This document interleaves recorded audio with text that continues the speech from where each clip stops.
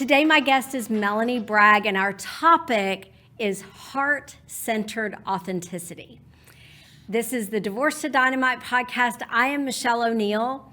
So whenever I'm not going to say I first met Melanie because I've known her for years, but when she first really impacted me, she started talking about this heart-centered authenticity.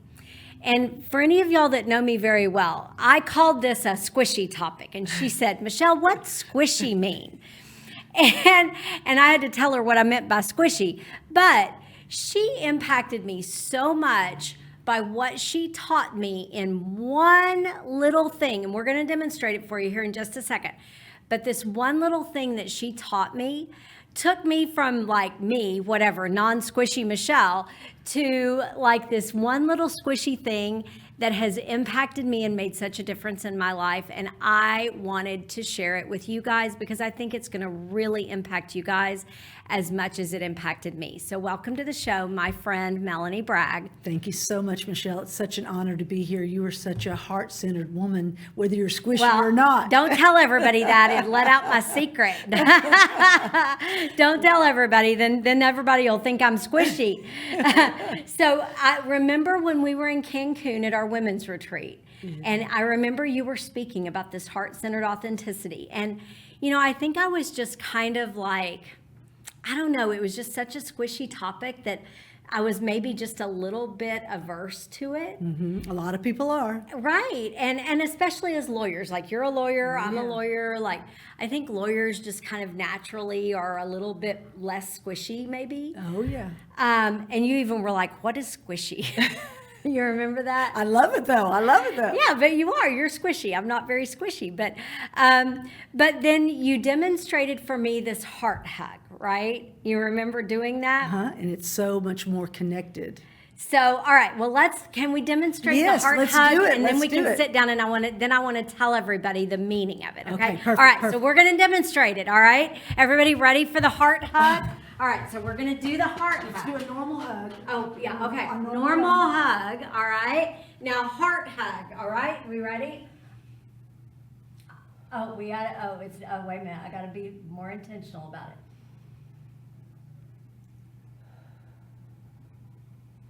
So much more connected when we're heart to heart. Yeah, okay, so did y'all see all of that? So tell everybody, what was the difference between the normal hug and the heart hug? Well, with a heart hug, you're so much more connected to the person you're hugging because both of your hearts are together. The normal hug is on this side, so you're still distant.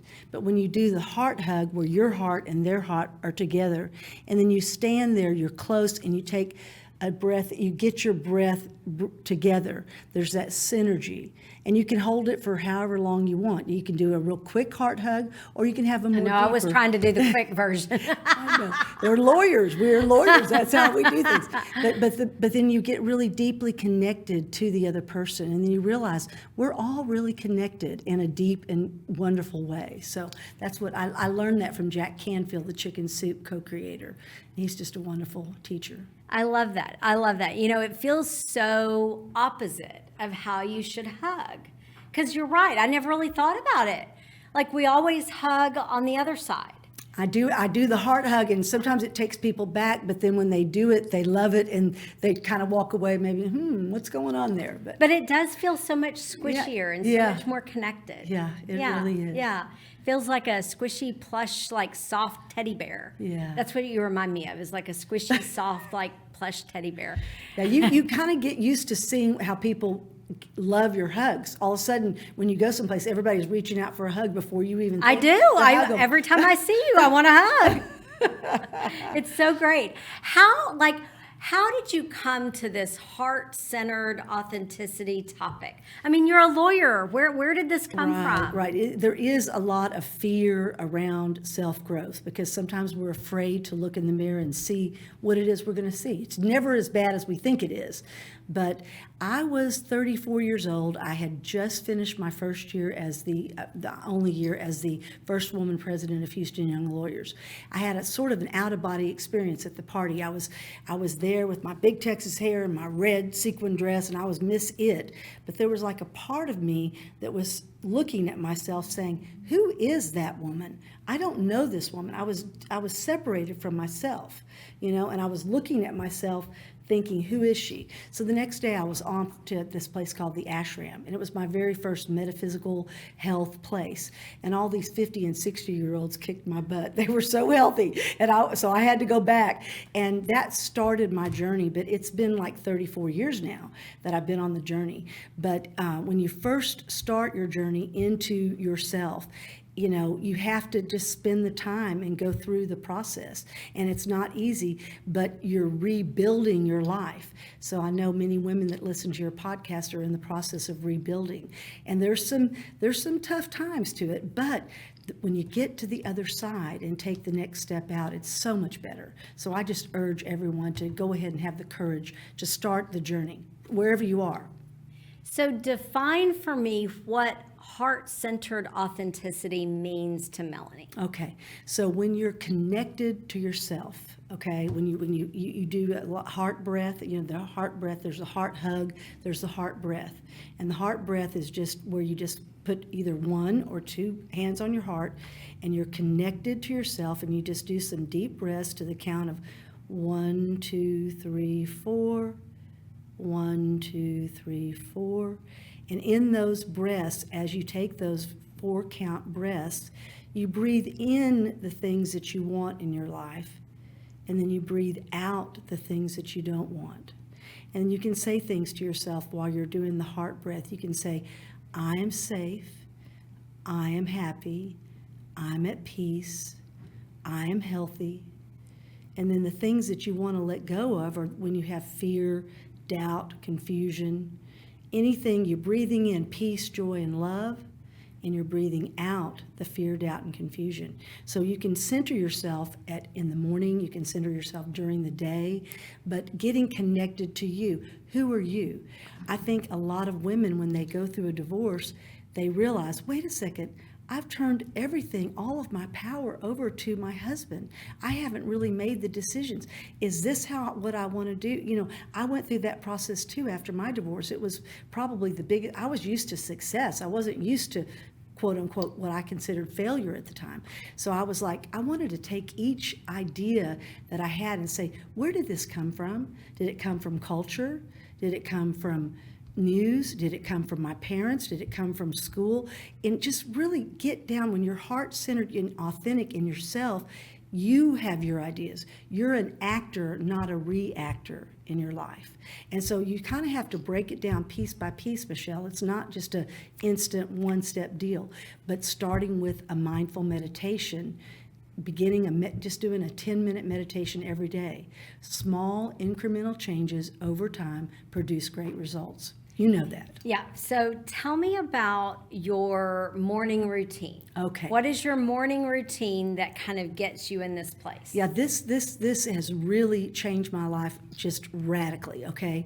And anybody, you don't have to do it exactly like this. You find your own.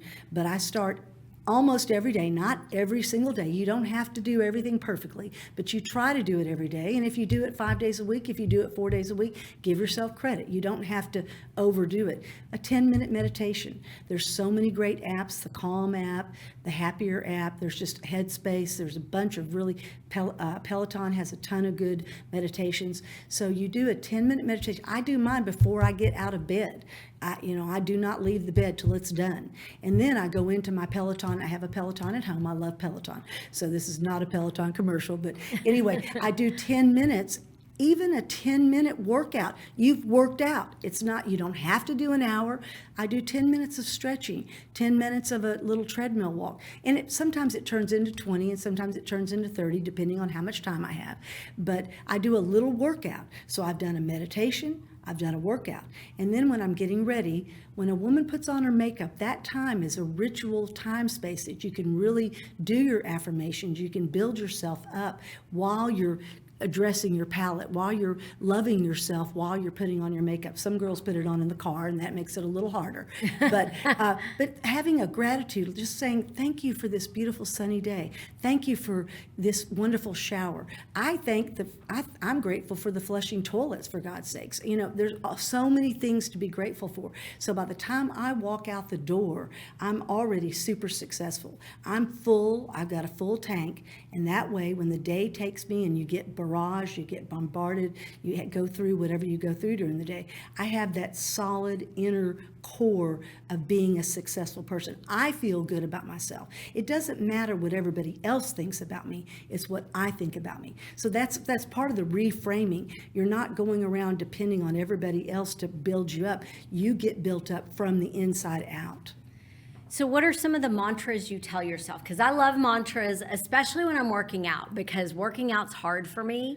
And so I feel like I have to use mantras, like you can do it, kind of like right. The little engine that could. Yeah. That's one of my favorite mantras, is the little engine that could. Is like, I think I can, I think I can, I think I can. That is so good. Because whenever I'm working out, my brain turns off and it's like the basic childhood things. But so what are some of your mantras that you use? Yeah, I have a nickname for myself when I'm being, peevish or whatever. I say, Braggy, stop that. I call myself Braggy. But in that, my Peloton name is Braggy Rides. But anyway, if anybody's on Peloton, join me as a friend. But the loving kindness meditation is where, this really works for yourself, but it also works for an opposing counsel. When you're on the phone or someone that's bugging you, when instead of thinking all those negative thoughts about them and ruminating about the conversation, just may they be safe, may they be happy, may they be healthy. And that helps you separate yourself from that negative energy, because any negative energy like that does not serve you. So when you start taking your thoughts, you start picking your thoughts apart, any kind of thoughts that don't serve you need to go. If it's about the past, if it's about the future, both of those are illusions. They are not here. The only thing we have is here and now, right now. So getting yourself in the present moment, you're going to be lots happier, because in the present moment, all of those things that we worry about in the past or future that cause us stress and make us lose energy, they're not real. They're not there. So the kinds of things are, I am healthy, I am safe. Being safe is very important. You want to feel safe, and many people may not have felt safe in their marriages. So you are safe.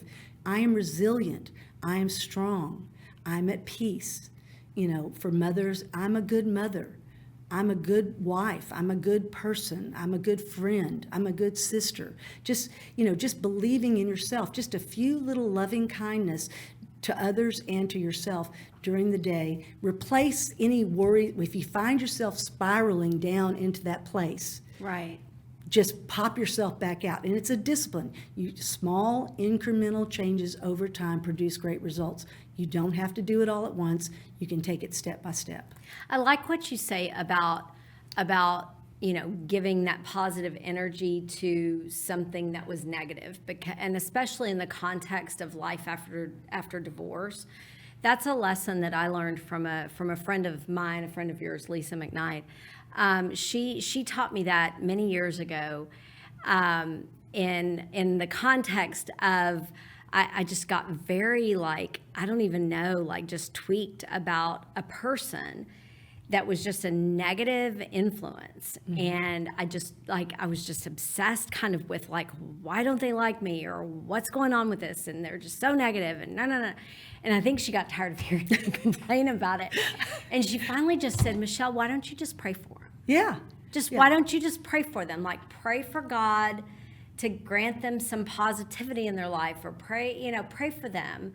That whatever's going on with them, that they can resolve it, or God will help them with it.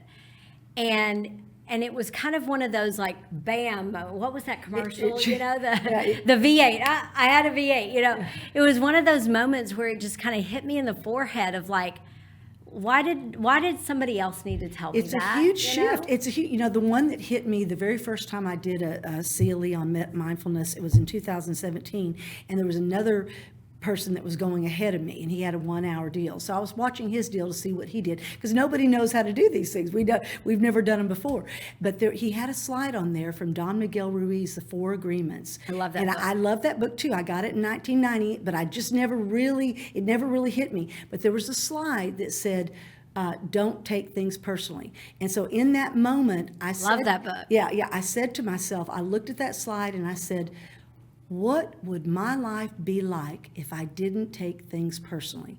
And in that moment, I had one of those radical shifts where from that moment on, 2017, I thought, wow, it would save me so much time not worrying about what somebody did to me in childhood, or what my brothers do, or what any of those life situations. We all have them. Nobody escapes this life unscathed, right?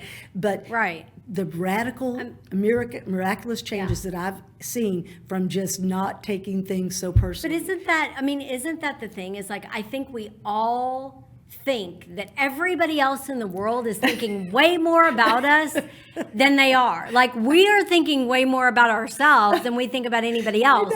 So why do we think that all these other people are thinking about us? I know. They're really thinking about their own insecurities, whether they're hungry. That's what I tell everybody. I know. Does their hair look good? Do they look fat? Like, they're all about their own insecurities, not necessarily us. Why do we think they're thinking about us? I figured that out, Michelle, many, many years ago. Like, I don't know how old I was, but Brooke Shields she was a child actress, whatever. And I said, even Brooke Shields has a toenail she hates. Oh my gosh, that's not right. Everybody's not everybody has something. So just cutting yourself slack, y'all. Yes. We really beat ourselves up a lot. And also the principle that I really want to stress to your audience is, take 100% responsibility for your life, okay? You are the architect, you are the creator, you are the painter, your life is your canvas. And so blaming others, don't talk about him, what he did. It's not about him. It's about you and what you're going to do now in your life to make your life better. And like when I go on dates or whatever, and guys want to talk to me, I'm like, I don't want to hear about what your ex-wife did. I want to hear how you have grown and you have changed, and what'll make you a good partner for me. So doing this personal growth work, ladies, is not hard. It's challenging, it's fulfilling, sometimes it's slow, but then you can have a miraculous moment. Just like in one moment, things change. One sentence, one line can change your life. So it's a good journey to go to, and Michelle is a perfect person to lead you on that journey. Well, and 100%. I mean, at the end of the day, you can't change anybody else. No, you can't change anyone else. At the end of the day, whatever else. happened in your marriage, they did some things, but at the same time, you did some things. I mean, it takes That's the two. hardest part. And maybe the things they did were the catalyst to ending the marriage, or maybe not. But there's always something that everybody could have done better. Yeah, And we all have to take responsibility for our own stuff. And taking responsibility doesn't mean beating yourself up. Right. No, 100%. It's kind of like, remember those days back in the high school and college days, we had those big parties, and the next morning we woke up. I don't know anything about those. I never went to any of those. We woke up and we looked around, and there was like ashtrays filled with cigarettes. No, I never went to any of those. I don't know anything about those. But there was wine all over the floor and beer cans everywhere, and you just had to get a trash can and pick it up and start cleaning up. And then you've got to clean the walls off because people spilled stuff all over. You've got to, and then you might not know what is in the moving vans coming your way to fill your life up. But before you fill your life up with something else, it's best to clean your interior. I'm not talking about your physical environment, although your physical environments are very important. It helps your brain. But cleaning up the environment of you and getting your interior house clean, and then just being ready and expectant for the wonderful things that are ahead is really a process. So that leads me to a question for you. How does a person who's trying to do this cleanup on the interior, clean up on aisle 9 on the interior, how can you distinguish between what your heart really knows versus what you were maybe ingrained or pressured to feel in your marriage? I mean, I think so many women get enmeshed in their marriage, maybe with their husband or even their children, or maybe with their mothers. I think so much of the time women are nurturing of other people, that they enmesh and confuse what they want with what other people want. Children, husband, parents, other people, that they can't parse what they want versus what somebody else wants. So help people kind of realize how they can figure out what they want. Yeah, I went to a monastery in Houston, and this nun was talking to me, and I was telling her all about the book I was writing, and she said to me, God doesn't need your book. And I felt like I had been slapped in the face. I was just. Well, that was kind of rude. Yeah, she said, God doesn't need your book. So she said, now take some walks, and she said, and walk slow, because I'm a very fast person. I'm going through life super fast. I don't ever slow down. She said, walk slow. And that whole day I sat there and I said, God doesn't need my book. God doesn't need my book. And then I had this huge awakening, Michelle. I realized that I had crossed the wires between need and love. I thought if people needed me, they loved me. And that's what got me into so many unequal relationships, because if someone needed me, they loved me. So then I would give, but then nothing was coming back. And so when you untangle those things, I mean, everybody has different ones, I began to see that need is not love necessarily. And that helped me get off the people pleaser treadmill, because some women, they're doormats. I mean, the kids don't appreciate them, and they think that by doing all this stuff that they're going to get love, and it really isn't. So I'm not saying that being a good mom makes you a doormat, but it's okay to establish some boundaries for yourself. That's where being heart-centered, the more heart-centered, the more you do your heart-centered meditation and your breath, the more you're going to know yourself and be able to say no. I suggest you take out a piece of paper and you write down, make a list of the boundaries that you'd like to correct, the things that you don't want to, the things you want to work on. And then write the things that you want on one side. And then begin setting those boundaries. And you can have a heart talk.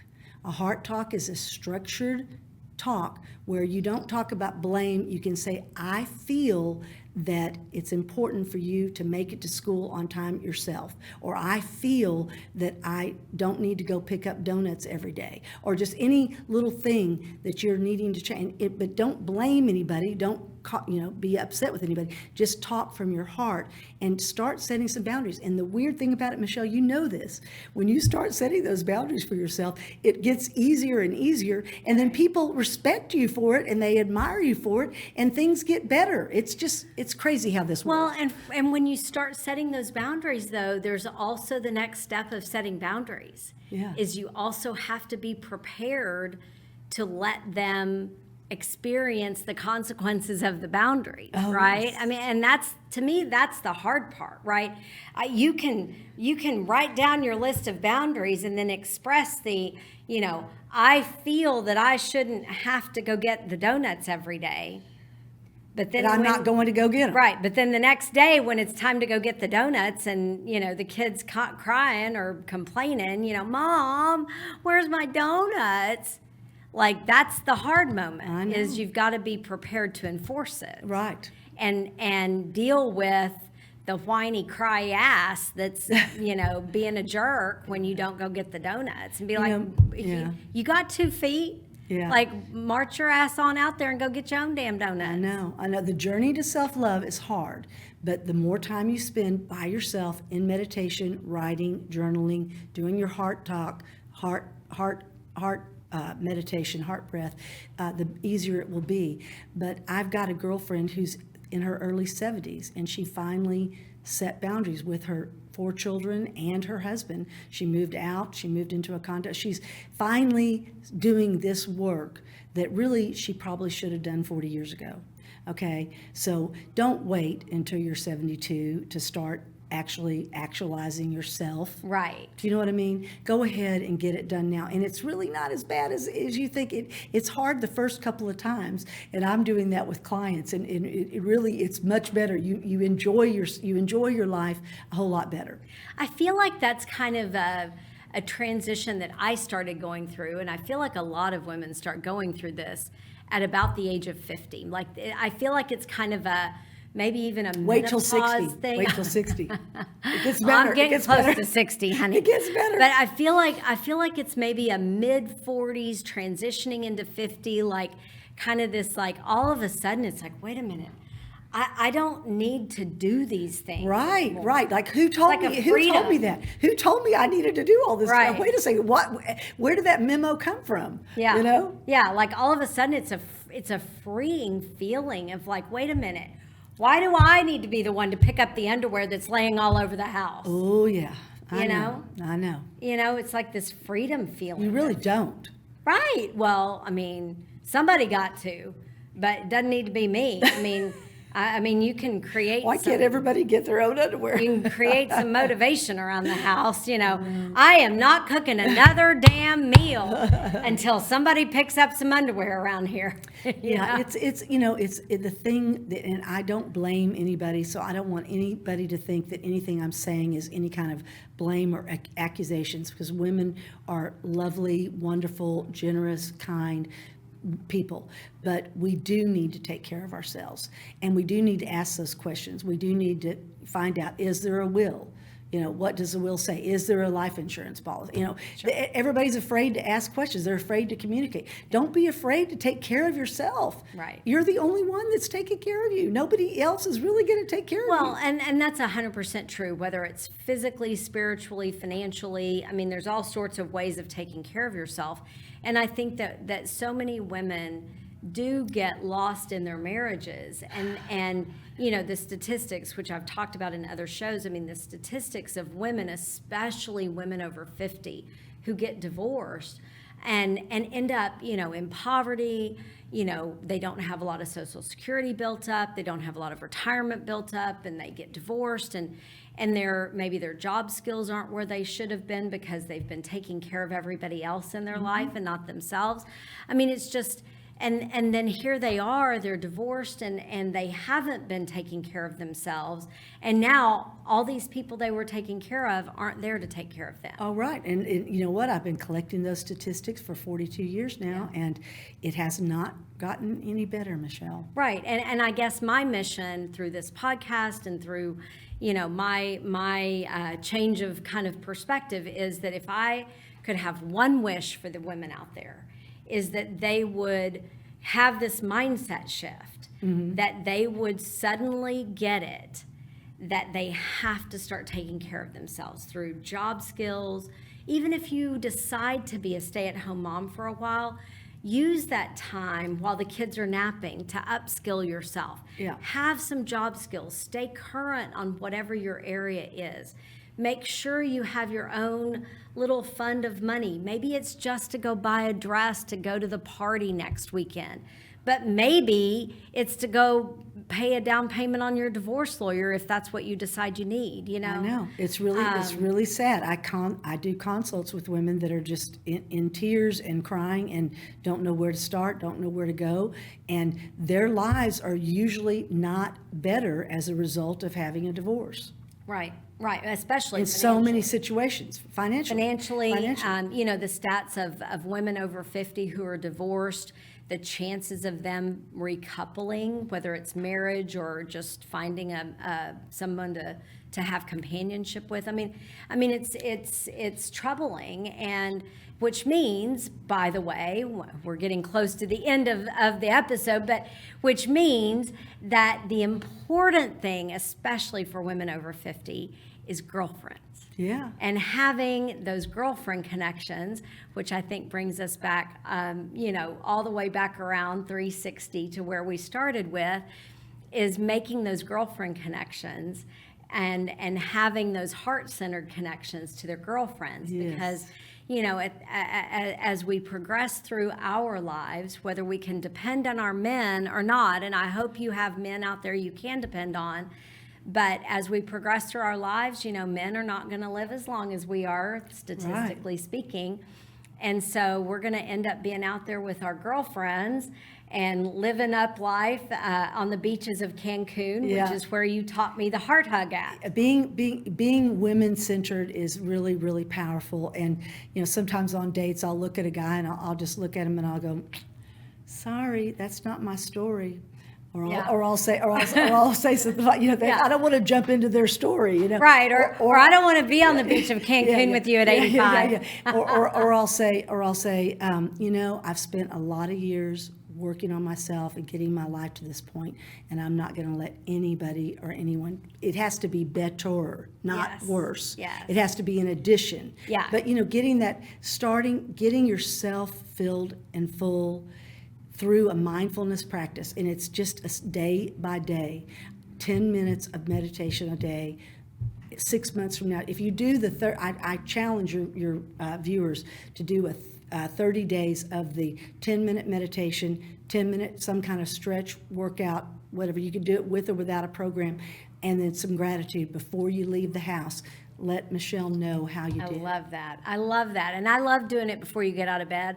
For me, it's more in the form of prayer. Right. Meditation, which prayer can be a form of meditation. Oh, yes. But for me, it's in the form of prayer, and I try to limit like a list of 5 worries to God. I try not to give him the whole dang list, but I try to limit a list of 5, and the 5 things that I'm worried about and the 5 things that I'm grateful for, and those are the things that I kind of focus on my list before I ever get out of bed. But when people see that you are happy in yourself and they can actually feel the happiness emanating from you, it's a true, sincere, authentic happiness. It's not a fake smile.